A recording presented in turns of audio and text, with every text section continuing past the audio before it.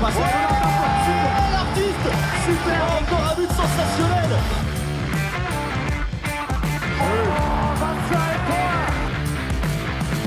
That's a brilliant bit of follow-up play by Mahe. Oh my goodness me, what a shot. Sagosen setter det hen! Han setter den! Vi i semifinale igjen! Hello everyone and welcome to part one of the Uninformed Handball Hour's gigantic EHF Euro 2022 preview. Now, before we go into the actual preview itself, which was streamed on Monday evening on the Home of Handball's Twitch channel, just a quick disclaimer, I guess you could call it, because unfortunately our colleagues in Budapest who were running the stream had some pretty dire connection on the internet, particularly in the first half of it. So what we've done is we've broken up the stream into three parts. We've taken the best of what we had, and, we lost some bits, but, it wasn't that bad after all. So, for example, Dragan Gajic, we hear half of what he says, but we thought in the end the best thing to do would be to patch it up as best we can and give you a decent audio output in the end, which is an important thing for a podcast. So this is part one, where we look over groups A and B. Then on Wednesday we'll have C and D, then E and F in the third part. Enjoy and catch you on the other side.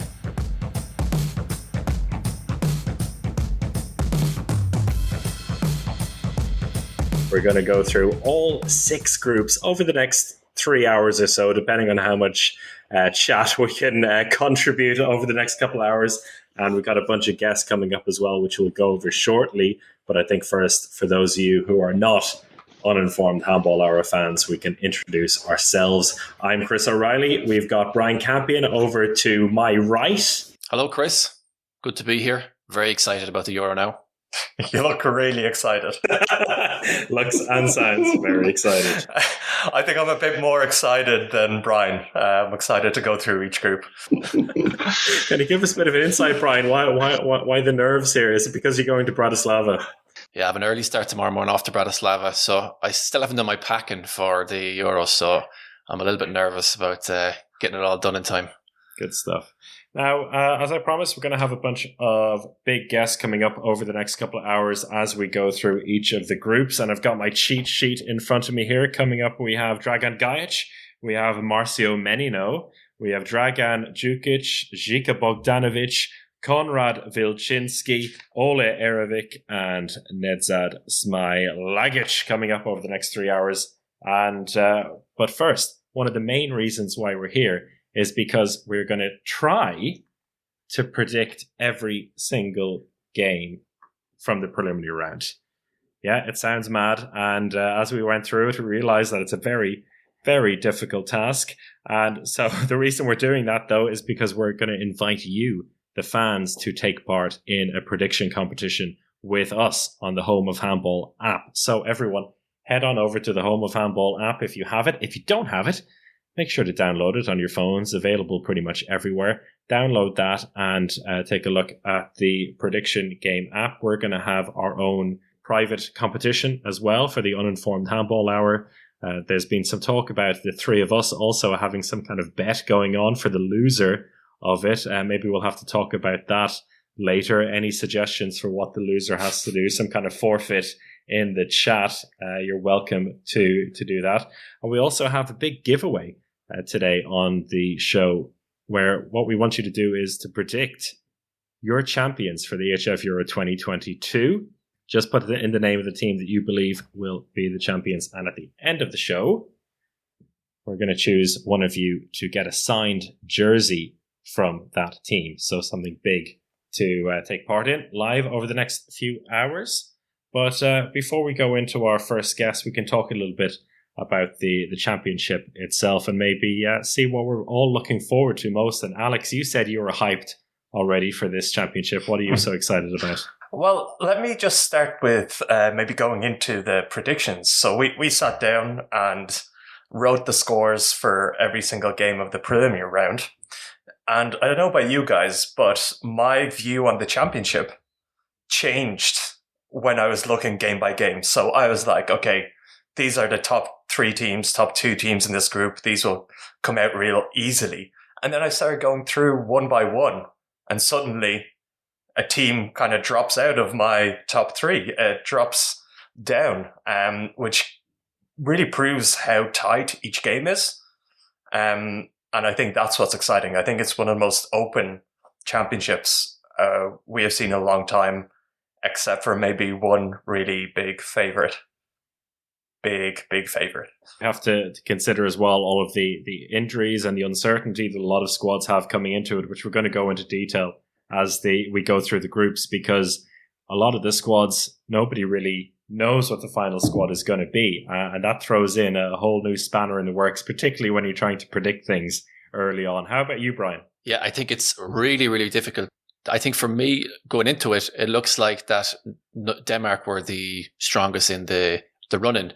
But from experience and going to these events for a few years now, it's very, very dangerous to get sucked in by those friendly results or friendly tournament results, because once the Euro starts, we know that anything can happen. So Denmark looking good so far. And after that, I think it's very, very open. Yeah, and I looked back at our predictions for Euro 2020, where we tried to predict a top three, and each one of us had Norway as the gold medalist, as a clear favorite, which maybe gives a bit of insight into our capabilities as predictors, but also just tells you that, the pre-tournament favorite isn't all set. Yeah, absolutely. It looks like we have our first guest who's almost ready to join us, and that's going to be Dragan Gajic. We'll speak a little bit more about him and with him shortly. But before we go into that, let's have a look at Group A. And Alex, you're the man who's going to lead us through the journey of Group A. Group A has the team that we just talked about, the big favourites, Denmark. And beside them, we have Slovenia, North Macedonia, and Montenegro, who may be a little bit of the outsiders in here. We will focus the next little bit of a chat on the Slovenian team. We'll have Dragan Gajic joining us for that.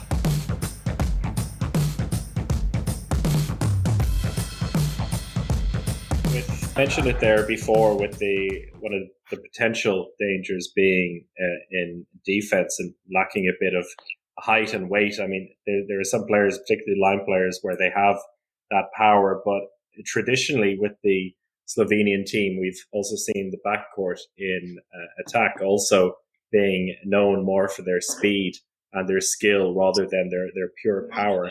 But we have Borut Mačkovšek, who seems to be in very good form at the moment for the club team, and he's going to be a key player, I guess, in attack in the left back position. We will always find a solution because technically we're great players, tactically we have great players, so I'm not really afraid about attack. I'm also sure that Borut will take more responsibilities in attack with the long shots, just to open a little bit the defense. So then our middle backs and Dolenets have more space to create a good game. He's gonna be important, but he's much more important to take a big responsibility in defense. I'm talking about Mačkovšek with Blagotinšek, so they can create this big wall in the middle to make it difficult for the other teams. Because we have great wings, left and right. We have great wings.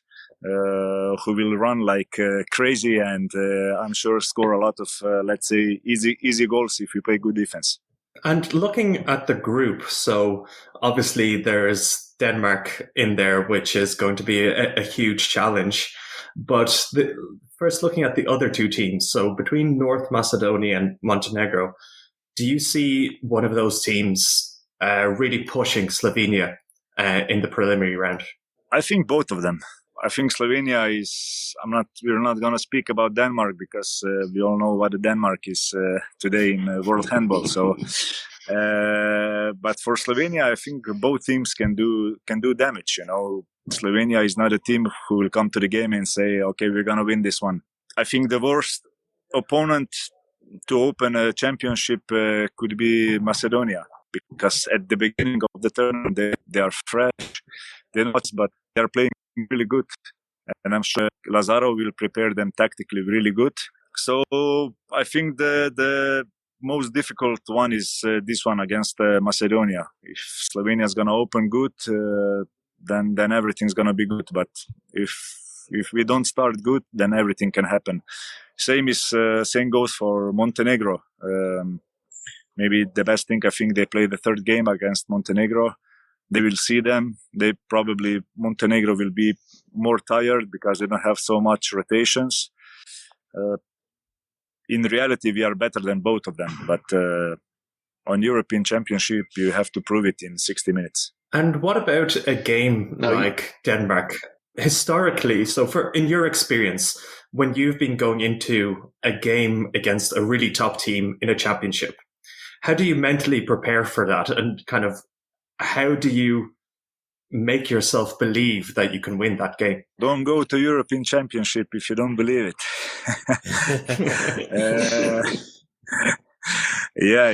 But it's true, you know. When you're there, you just have to fix your mind that you can do it. Do your best. These games are the easiest games, let's say. We all know what Denmark go hard, make game physical. That was always our motto. Try to make game as physical as possible with a lot of contact, with a lot of 9-meter fault, so they don't have this easy ball running around the defense. And that's it. If they run, you run. So you have to believe it. You have to prepare yourself mentally, and especially if they win first game, which I believe they will against North Macedonia, I'm sure that they will do a good game against Denmark. And how is it for you, Dragan? You've been to multiple Euros and multiple World Championships. For you to be not at this time and to be sitting at home supporting the guys, is it a bit surreal for you? Since 2016, when I, let's say, stopped a little bit for national team, it was quite good, I'm getting older each year. Last year I came back with one really big objective to try to come to Olympic Games. I didn't make it, so I think if Slovenia has something, they have middle backs and right wings. So somehow I got used to it. To sit at home, to be with my family, and especially to prepare good for the second part of the season physically. So maybe I can play 2 years longer than I should. Before we let you go, then, Dragan, we just want to ask you the question that nobody wants to answer at the very start of a championship. I want you to give us first, second, and third place for the whole championship and your MVP prediction. I'm gonna say Denmark is gonna win it. I think France will be in the finals, and I cannot decide maybe between Hungary and Slovenia. I have to say Slovenia. I have to put them up. So let's say Slovenia, and the MVP is gonna be I think Mikkel Hansen. Solid choices. So he's still got it. Choices. There's someone in the comments here, Dragan, saying Gajic can't stop Gitzel. I don't know if you have a bit of a history with Gitzel. I don't know. Is there something there? I don't know. He's a really, really good player. But now he's not coming from anonymous. Now he's the big guy. Everybody's going to prepare for him, and let's see how he's going to make it on the pressure. But I really believe he's going to be one of the best right backs in the world in a few years. Yeah, he's a special talent, that's for sure, and already established himself at the age of 22, which is incredible. Dragan, we'll let you go and get a shower after training. Thank you so much for joining us for this. Sorry about the technical problems, but I think we're getting there slowly when it comes to the internet. I hope you stay healthy and enjoy the championship from home. Thank you guys also for invitation. Wish you good luck, and see you soon. We have one of the biggest talents in Europe, I think, with Domen, and he's Slovenian, so I'm happy as a coach. I'm ready for this role. To lead the national team, it's a dream now, so why not? He's a talent, but he's a little bit more than talent, This summer in the European qualification games, he got big responsibility from me. And he took it, and I was really happy to see that he was mature to take such a responsibility in such important games. I'm prepared. I have support from my teammates, and I believe in them. We believe together, and hope in next championship we get some medal or gold. I was always dreaming about playing for Barca. I think all young players, they want to play for Barcelona. So yeah, I made my dreams come true. So I'm really happy and proud. Now I'm enjoying playing there. The playmakers in Slovenia, they're really intelligent. They know handball. And if they didn't, I don't think it would be possible for them to play as a playmaker in that high level. And I just need to say 2 words maybe and they understand it.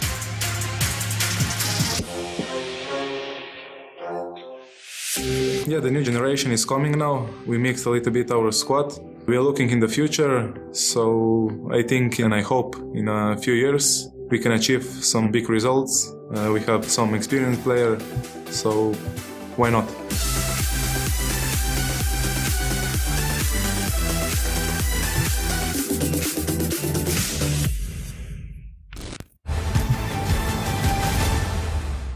I think for some reason we started talking about Matthias Gitzel with Dragan Gajic and ignored the amazing talent that Slovenia have themselves in Domen Makuc.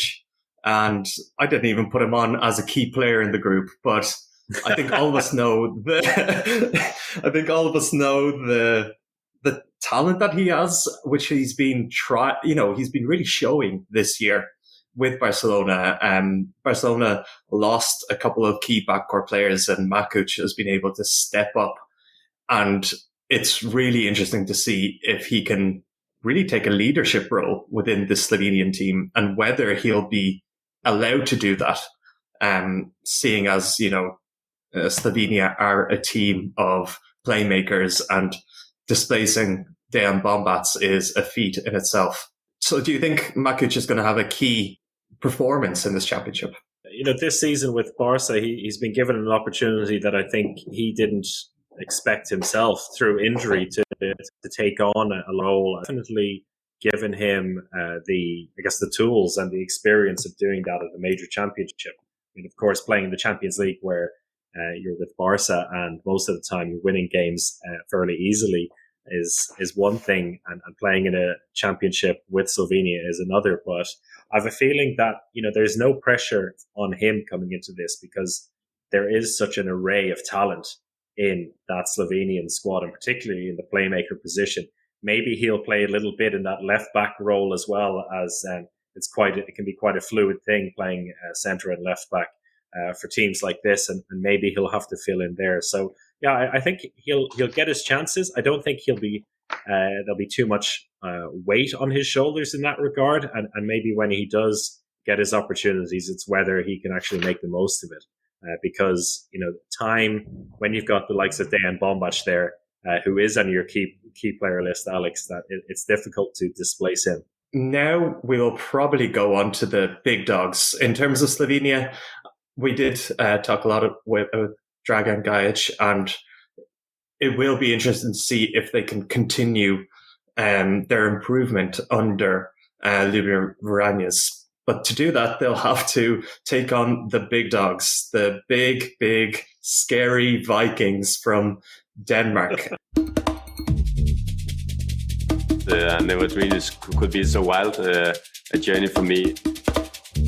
3 years ago, I was still arguing with my coach in my home club that I was good enough to start and wasn't allowed. So yeah, it's been an amazing journey for me last year.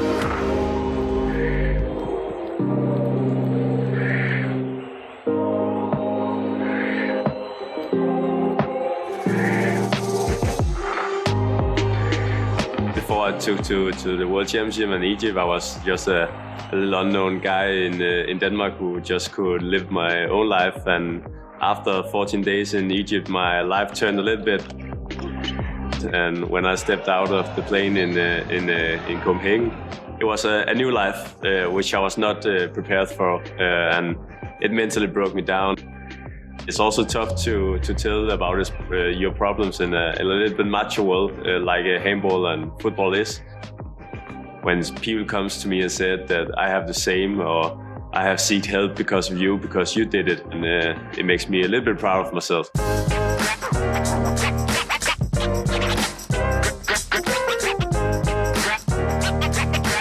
We know we are the guys with the big fat cross on our back at the team who everyone wants to beat.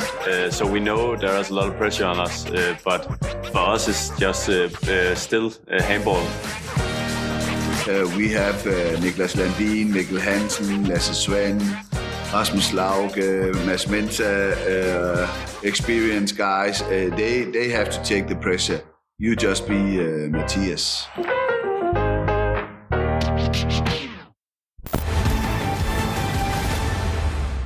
Yeah, what an absolutely incredible story that Matthias Gitzel has been on the last year or so. I mean, he said it himself. He went from a nobody to almost being a household name in handball. And not only that, I think he's one of the nicest handball players to watch. I think at this stage, he should almost trademark that spin he does.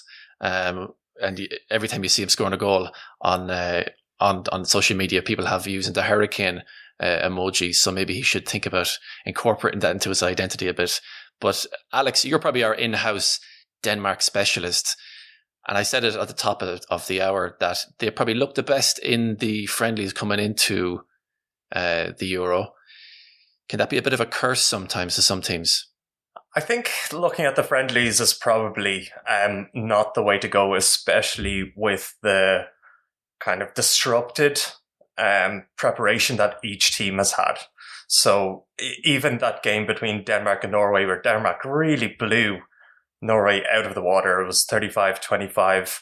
It looked like they made one of the best teams in Europe look like chumps. But I just wouldn't look at that game yet. In this tournament, Denmark will have to face tough game after tough game after tough game. But I think they can win it all. Absolutely easily, they can win it all. And I was trying to think of a weakness with this team. And for years, we used to say that, their right back position was a little bit weak. That was the only thing we could point to. And then up turns Matthias Gitzel, one of the most exciting players in the world right now. So what do we look for in a weakness now? Do you have any, Chris? Well, look, France managed to stop him in the final of the Olympics for a reason, and that's something we spoke about at the time as well, that, he is amazing. And even, as you can see in the trivia there, that he was our men's handball player of the year for last year, which Brian and I really fought hard for. But you at the time, you did mention that, particularly in that Olympic final, he was able to be stopped. And we have to also remember that this Denmark team got knocked out in the first round 2 years ago of the Euro. So they're not always perfect. And it's very hard to see past them. And I'll be surprised if, more than two of our guests tonight predict anyone but Denmark to win the gold, because it is kind of the obvious one to go for. But, you can't say that it's impossible for them to be stopped. It's hard to see, though, where exactly they do get stopped. And so in that sense, I understand there's no standout weakness for them.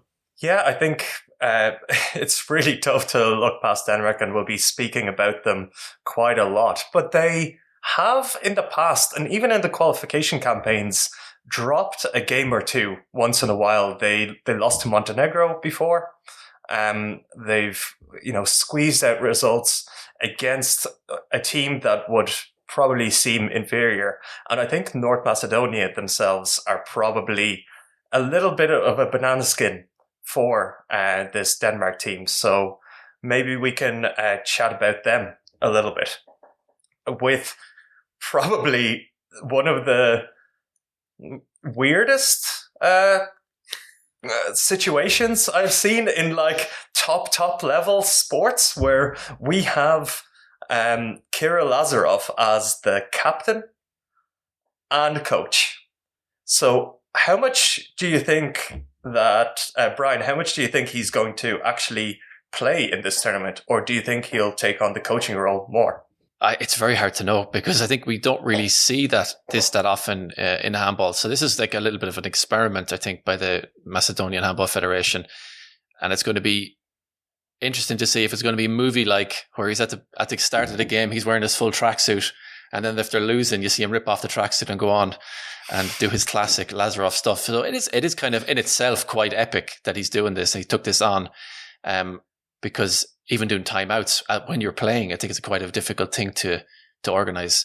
But yeah, like they have one thing which Lazarov has done is he tried to put a focus on the younger players coming through, because I think Macedonia over the last few years were getting stuck a little bit in a rut. So I think his focus now is on the younger players, and he wants them now to step up at this tournament. And if they can step up, maybe we'll see another upset. I'm not sure they'll beat Denmark again, but they might cause an upset in the other two matches. I think, but Montenegro also seem to be a team that maybe everyone's overlooking a bit. They're always a tough opponent, and they have some good players.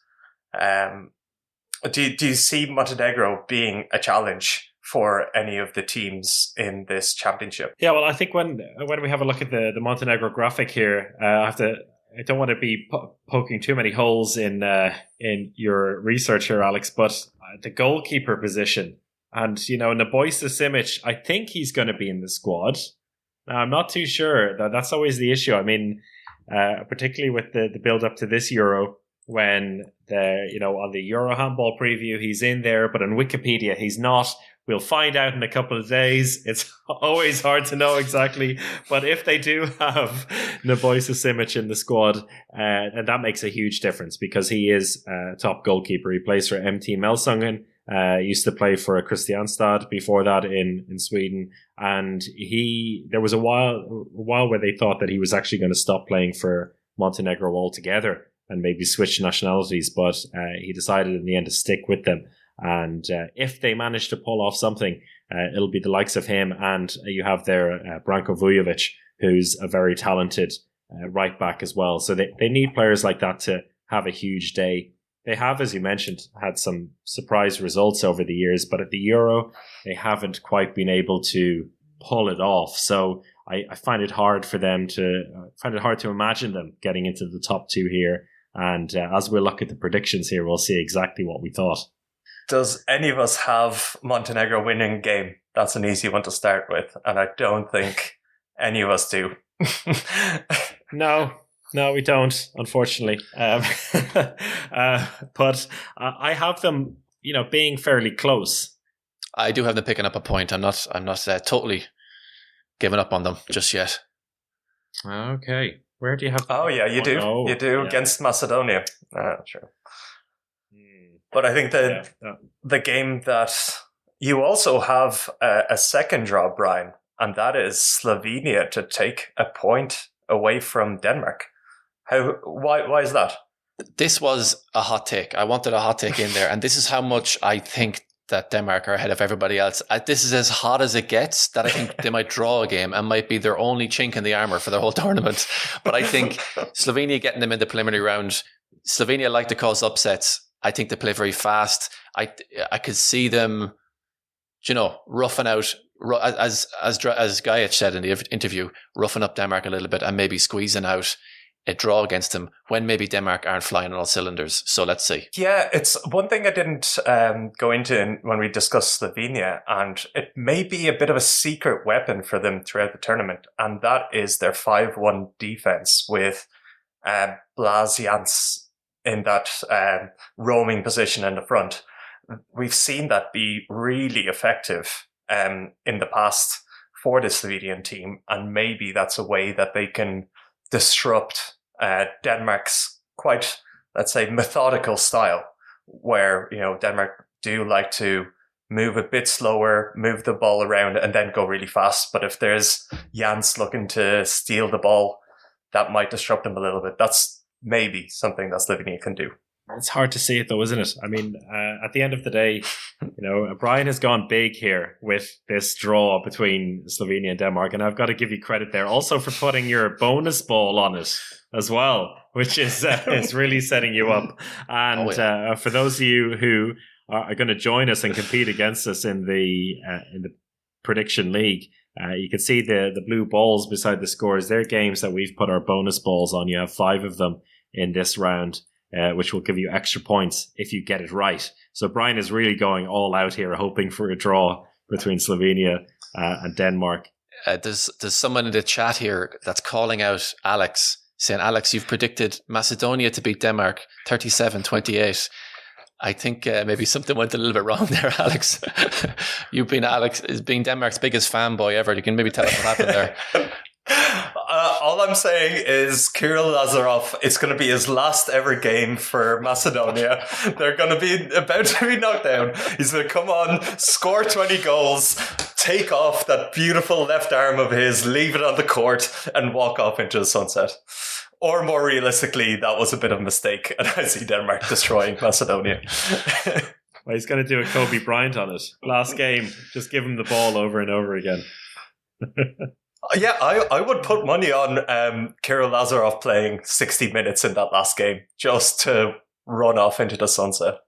Time will tell. Time will tell. I think it's time to move on from Group A, because we're just a little bit behind time now, which is not bad going considering the dodgy technical start we had, but we'll try and catch up now as we go on to Group B. And Alex, this is one that you're taking the lead with again. Maybe you can introduce it before we go into the first video. Yeah, definitely. I think this is a group that's going to have a lot of interest, primarily because we have one of the hosts, Hungary, being really hyped up by the handball community. We've been seeing a few predictions come through or through Twitter, Instagram. People generally have a very high opinion of Hungary, and I suppose that's an opinion we all had before going into the tournament, and maybe we thought we were a little bit special having this outsider view, but it seems like Hungary are turning into a bit of a medal favorite for this competition, which is probably a bit difficult to see based on their previous performances, but it really puts a lot of weight on that home advantage, the huge crowds that they're expected to have at their games to push them through. But they don't have an easy group. Portugal, Iceland, and Netherlands join them in that group. And really, I see a lot of things that can happen in this group between those top 3 teams. I think a lot of us probably believe that Netherlands will be outsiders, but again, they have some great players like Luke Steins who can really turn a game. But I think Hungary will have trouble with both Iceland and Portugal. Portugal are probably an interesting team to go into, and we'll have Marcio Menino joining us to speak about their rise to kind of a top European handball team coming from the ashes. But let's see how they got there. In 2016, when I arrived in the national team, my sensation is, okay, we have good players, they know handball, but we don't believe in ourselves. Was, I think, more than 10 years without going to the big tournament for Portugal. The biggest job was to convince them that it's possible to do better. My mother was a player, and after player, she was a coach. With 15, I was playing Champions League, so for me it was amazing. I am a playmaker and I need to lead them, and they also help me, so we are a group. When we beat France, this first game in Euro, it was fantastic. It was the first Euro for almost, I think, everyone of the team. We have this skill group because we have Norway and France and us, and also Bosnia. We beat France, and when we win this game, we start to think that we can beat every team. It was really, I think, the day when we changed the ship.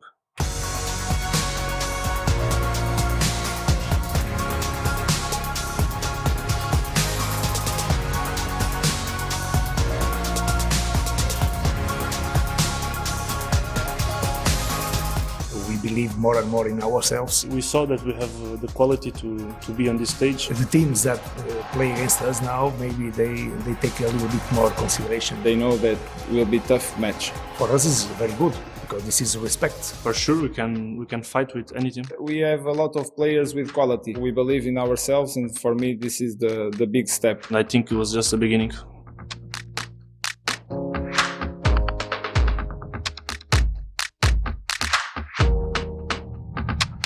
It's a big motivation, thinking about him, the great things that he did for us, not just sportive, but like a friend. He will be always with us, but we must continue. We can't stop. Every competitions that we go, we will play for him and we will try to win for him. So we need to go game by game, step by step, and achieve something big. That was a nice look at the Portuguese side. And now to talk about Portugal, we have Dr. Beach Handball himself. You on Twitch will know. For the next few weeks, going to be Dr. Handball. He's going to be a mobile reporter at EHF EURO 2022. And I believe, Marcio, you're already in Budapest.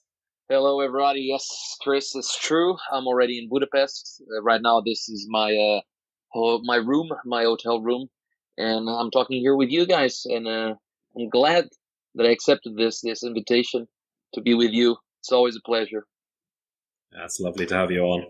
Brilliant to have you on, Marcio. I'll always remember our chat at 2020 where Portugal got that famous victory to progress to the main round, and you're almost shaking with excitement and speaking for half an hour straight just about how excited you were. I suppose what made that special is because Portugal, it was a surprise at the time. Now there's a bit of expectations on this Portuguese team to at least make it through the preliminary round. How do you think Portugal are dealing with that kind of expectation? Usually, Alex, we say that it's easy to reach the top. The worst thing is maintaining the top and to be on that. And like you said, right now, Portugal... people now demand from Portugal that they go up and they stay up, especially in the country. We still go like, so we finished sixth, so I think that maybe this time we can go for medals. That's how it works. That's how it works in a small country as Portugal. But I think that this team is ready for that. Many of them already have international experience on the club, but also in the national team. There are new faces, but a couple of new faces have been together with this team during the previous tournaments preparations. So they know what to expect. And the kids, the new ones, not only kids, but the new ones already know what they're expected to do. And I think the team is ready to, maintain those expectations. I think it's fair to say that maybe Portugal were quite badly hit by injuries leading into this Euro. You have people like, when we think of the success of the last year, you think of people like Pedro Portela, you think of Andre Gomes, you think of Luis Frade, none of whom will be here this time out. How do you see them coping without these big names this time? Well, some of them are kind of like harder to cope with, especially because when you talk with Portugal, especially in defense, we have this strong central defense. Usually we do exert too much from the line players such as Salina, such as Iturriza, Alexis, Frade. And this time we don't have Frade and we don't have Alexis. So two of the biggest guys we have in the roster cannot come to the Euro. We're going with Thiago Rocha and also with Thiago Souza, the youngster. Rocha, we already know him. He has a lot of international experience, so he knows what to do, especially in the attack. But on defense, I think it will be the biggest problem for us is to maintain that central block with only 3 players instead of 4. But hopefully Paulo has prepared something. For that, and we can manage that. On the right side, although we lost Portela, and Portela is known for his efficiency, he's a guy that can score like 5 out of 5, 6 out of 6, and he's very good on defense also, very focused. But right now we have this 2 youngsters, which one when it's Francisco Tavares, he's playing in sport, a great performance. Like usually, he scores a lot of goals with the team. He's MVP every week or something like this. So in attack, we'll totally okay. Defensively, it adds to depend on what the approach will be from Paulo. If he wants to manage the team, always provoke them to go to the central block, so where we are stronger, or we will allow them to go to the wings and just hope that the goalkeepers just save them. But yeah, it's always hard, especially when you have this tremendous talent that is André Gomes. He went to Melsungen, as everybody knows. He's playing Bundesliga now, and he has this injury, which is totally normal. And after playing so many games, and in this adapting moment, because this is his first season in the Bundesliga, first months, so it's a different physical approach. But I think we will manage. Despite not having André Gomes, we have Salvador, who is a youngster, a very strong youngster. He can play as a left back, or he can play as a center back, or maybe as a line player. He's done it like for many years before, playing only as a left back, so he knows what to do. So I think I think Paulo was able to find the right players to cope with those ones that can go. Salvador, so good. They named him twice, huh? But Marcio, come here. You're very calm now, talking about all of this, which I hope you don't mind me saying. A week or so ago, you were writing to me in a bit of a panic about how screwed this team was. Because you really weren't feeling confident with all of the news. And it's understandable. And you're talking about kids here in the team. And when you look at it, it's not just saying, 25, 26-year-olds. You've got like 11 players in 19. This squad who haven't even played 10 matches for the national team. So it is really like all of a sudden this whole new generation of players are going to get this experience. It's amazing in the long run. But right now, for these coming weeks, I think like the expectations have to be dampened a little bit. Do you get that feeling from within the Portuguese handball community that the pressure is off a little bit now? If you talk about people that know about handball, yes, totally agree. There's this momentum that we had, like we said, that we felt like, okay, we can go up against any of the team and we can do like a great match against them and do some surprises and win matches and all. But for others that, like you said, we have youngsters, not even 10 international games with the national team. Some of them have been playing like U20 or something. Some of them like 19, 20 years old, never been on an international competition as the Euro is. And it's kind of like you go like, okay, we cannot expect that much from them. But the thing is for sure, these are brave kids, because every time they step up in the clubs, they do perform and they overcome the obstacles. So I think that maybe in the beginning they'll need some guidance, some experience from the veterans, saying, okay guys, chill, they're not bigger than you guys, they may seem bigger, but they're not bigger than you guys, so you can do this. I think they'll need a little bit of guts on that, those approach, especially on the attack, because defense, it's you know what it is. Everybody just wants to beat someone, but on the attack, you don't want to get beat. You don't want to go there and just get smashed, because you can get badly injured if you hit hard. But I think these kids are. I think this would not be the best tournament for them, but hopefully they can learn a lot from this tournament and maybe grow faster than they're supposed to. And the first game that they play is against Iceland, which is a really tough game, and I think it can define Portugal's tournament, really.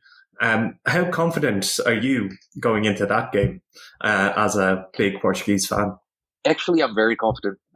I think it's the most confident game that I have.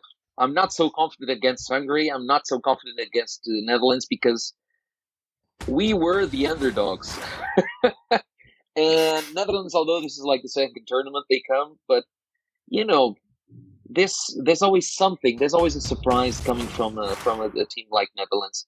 And Hungary, well, they play home. They're strong. We beat them at the last Euro, but we knew that they were completely tired. They were too tired to play that game already because they did a lot on that tournament.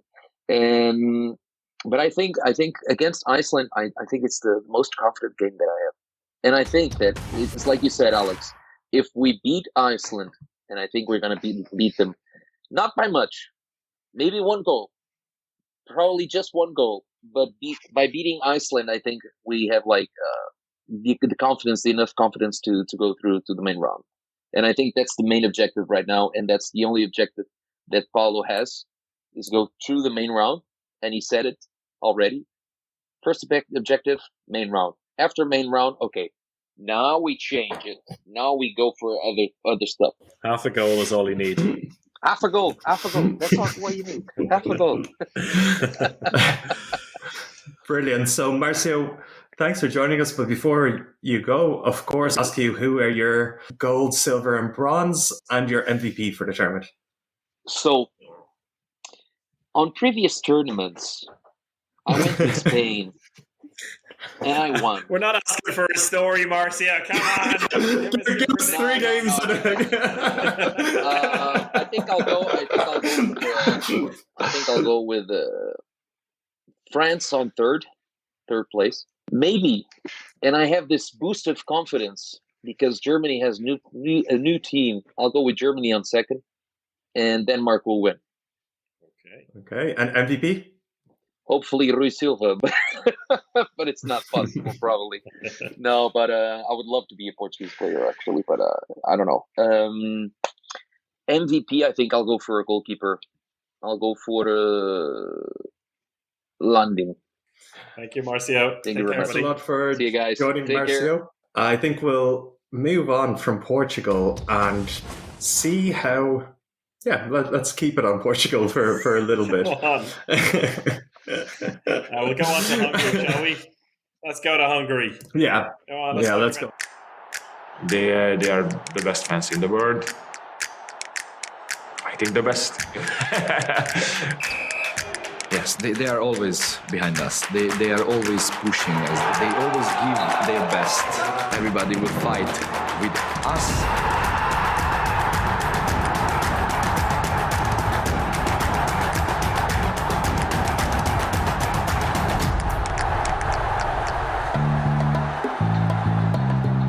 We will have pressure a lot, and if we can play with this pressure and it can help us, then we can step one more up. So I hope they will be crazy like us, and together we can do everything.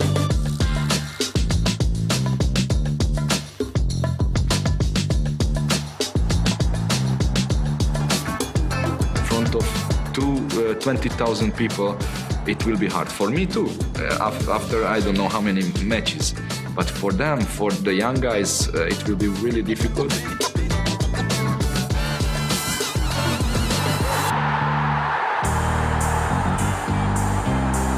Look, I'm 37 years old, and I thought maybe I should stop my handball career in national team. When you wear this jersey and when you play these guys, I got new power in the team. They respect me. I'm the captain of this team, and it's really good feeling. And we want to win every next matches. So we would like to go step by step. The goal is win the European Championship, because everybody knows that in handball, the European Championship is the strongest competition.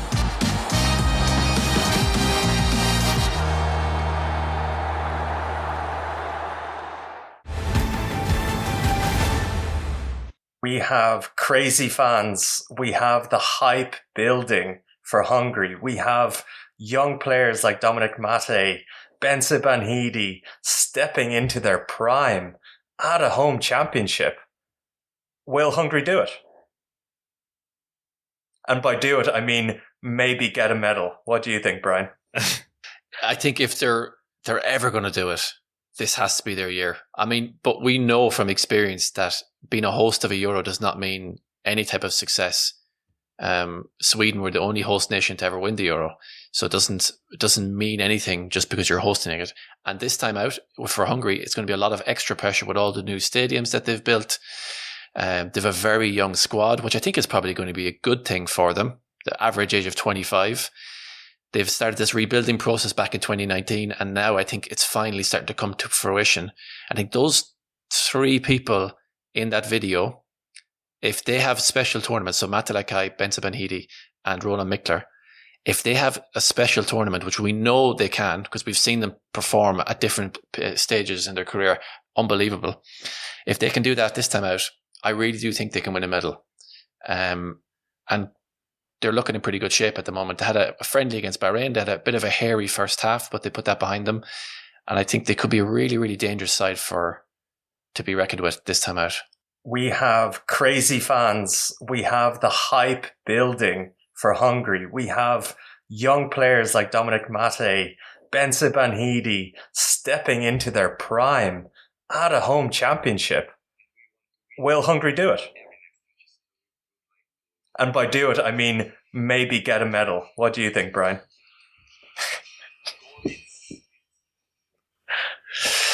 I think if they're ever going to do it, this has to be their year. I mean, but we know from experience that being a host of a Euro does not mean any type of success. Sweden were the only host nation to ever win the Euro, so it doesn't mean anything just because you're hosting it. And this time out for Hungary, it's going to be a lot of extra pressure with all the new stadiums that they've built.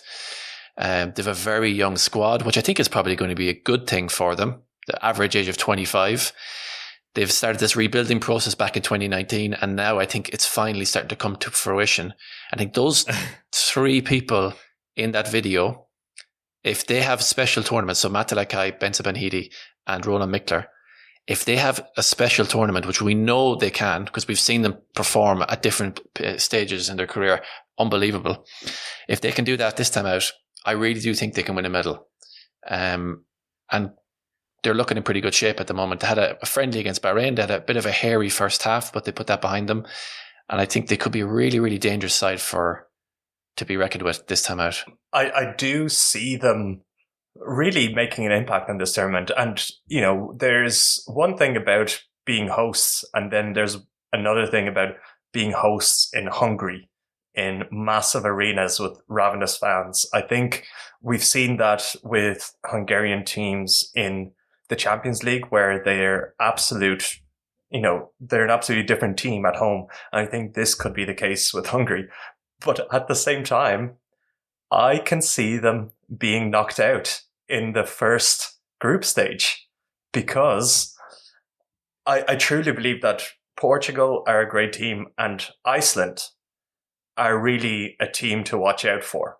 Iceland are probably a team that have flown a little bit under the radar, but they have a very strong team and a new superstar coming out of the works in Omar Ingi Magnusson.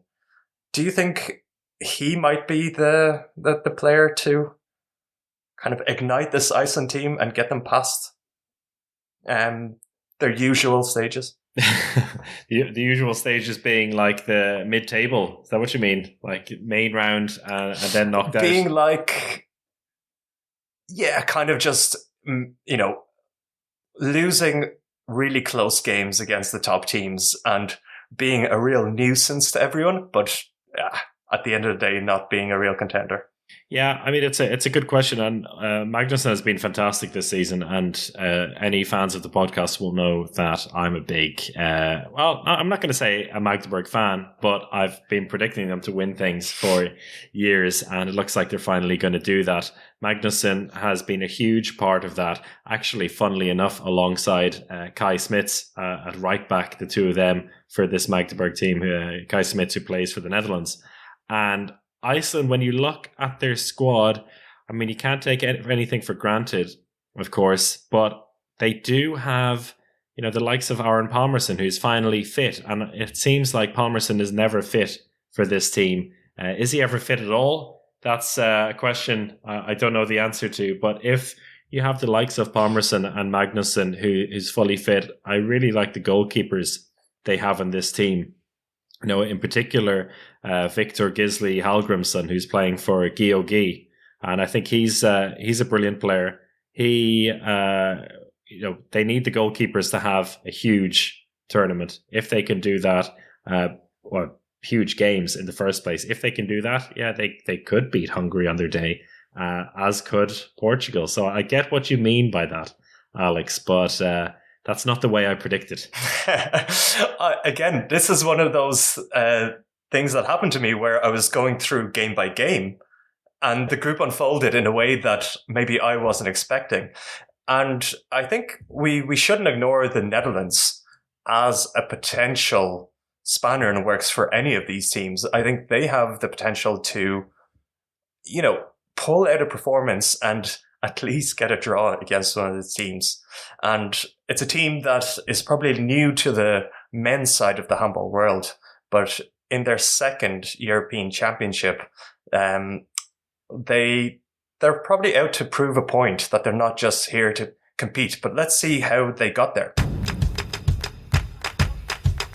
We don't have stars in the team. We don't have really big names. We are a small country. That we are really doing it together. This is, I think, the main strength of our team. We have a really ambitious and hungry group. The chemistry is really good. It has been a really fun road the last couple of years.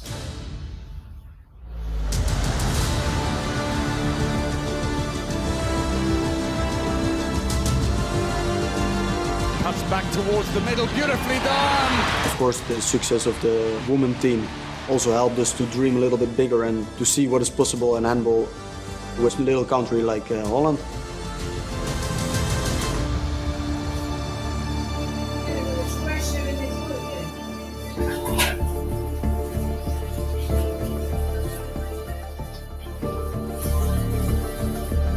It's unbelievable to think about. This year's a world champion.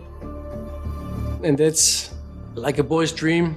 To look her achieving that makes me incredibly proud. To be honest, we're not close to that right now, but you never should stop dreaming. Also, show that we have the confidence, and we also don't need to be in the underdog role all the time.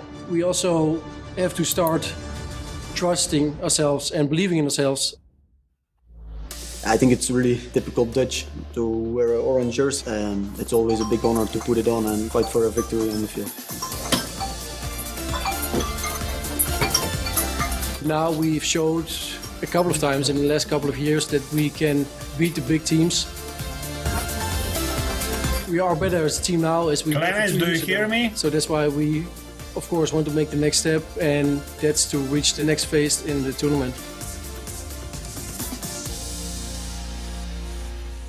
I think a lot to expect from the Netherlands at this championship, because especially some of their big stars like Luc Steins and Kees Smits have really become household names in club handball, which is fantastic. So I do see them causing an upset potentially against any team in this group, as long as they keep it together for 60 minutes. That's, this is the level of team where, they can put in 40 good minutes, but their physicality, their size might just wane as the game goes on, and the more experienced teams are able to go through. But maybe we'll go into our predictions from this and see if let's see if we have the Netherlands squeaking out any victories.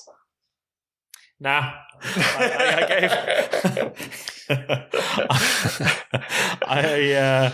I put them down actually to draw with Portugal in the last game of the group. And I think that's actually, Marcio was kind of on the same lines there as well. He did fear the Dutch somehow, and I think the clash of styles there will be really interesting to actually give the Netherlands a chance. Besides that, I have them down for two goal losses, so I think they will be there or thereabouts. And I seem to be the only one who truly believes in Iceland, and pick them to beat Portugal. What do you think, Brian? You think it'll be a close game, but you're still favouring this weakened Portugal team? It's funny you ask me that, because I went back, because we had an Excel document when we were creating these predictions. I went back to that score individually, I think 4 times, and changed it over and back. And I kept changing my mind on it. And now looking at it, I'm not so sure anymore. Now I'm back thinking it might be actually be Iceland again. And when Marcio was talking, I was like, no, Portugal, of course. I think Portugal kind of have Iceland's number. They beat them in qualification. We know what they did last time out. But then at the same time, if Aaron Parmason is fit, and like Chris said, if he is fit, I don't know. I'm so over and back, but I've made my commitment here to Portugal, so it's Portugal from here on out. I have big hopes for Iceland, and I was very close to making that last game against Hungary go into Iceland's favour, or at least a draw. But I think, the home crowd will get Hungary through. Yeah. Any other big predictions there that you're surprised about, Alex? I think in general, we all predict a very close group, and it will be a group to look out for. But a lot of groups in this competition may be close groups. We all kind of mentioned how Hungary could be in danger here, but at the end, we all see them basically going through with maximum points, I believe. Yeah, and Alex, you have them really close there, but we're keeping faith with this Hungarian team, which I think could be the wise thing to do, at least before the championship starts.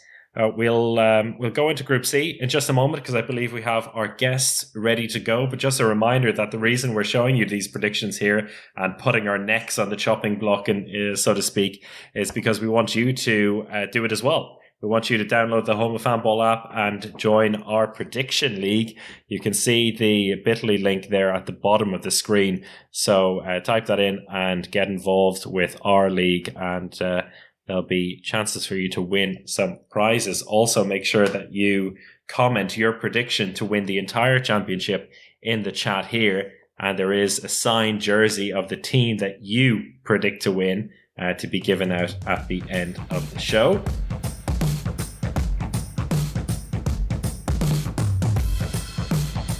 So that was part 1 of our huge preview. A and B covered. We go into C and D next. That'll be available tomorrow on the podcast stream, wherever you listen to your podcast. If you are listening for the first time, you're very welcome. Make sure you subscribe, and you'll hear from us again tomorrow.